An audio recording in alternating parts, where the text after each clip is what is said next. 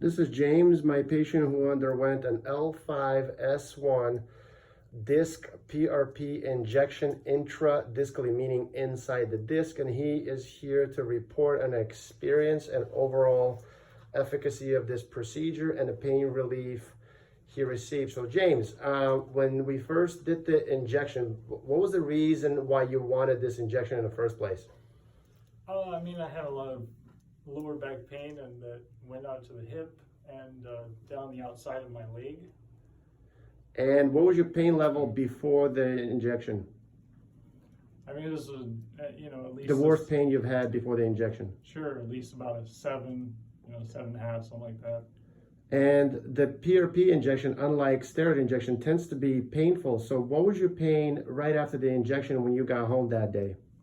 It was really tough to move, so about an 8 or so. So the pain initially increased. And what was it on day number 3 after the injection?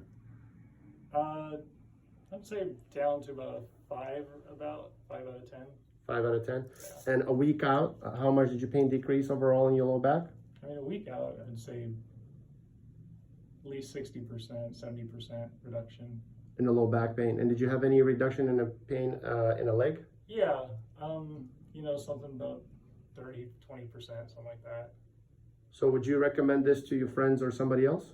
Yeah, I would try it before, going into anything surgical for sure. Thank you for your experience and for sharing this information. And this is his MRI. This is the L4, L5 disc, which is quite degenerated. You can tell that because it's different in color from the disc above it, which is L3, L4. It has lots of brightness, and it's a otherwise healthy disc. And where we injected was actually into L5-S1 disc space. You could tell that this is quite degenerated. There's actually inflammation in the vertebral bone right above it. It's called a modic change. And so then we go over here. This is very clear cut. It tells you that this disc, L4, L5, is also degenerated compared to the healthy discs above it. And this is an L5-S1 disc, which you can see is quite degenerated. So we may or may not get a new MRI in the future. We'll probably wait some time, probably closer to a year, to see if there are, in fact, regenerative changes of any kind. But this is done primarily for pain. We don't expect regeneration of the disc to magically inflate.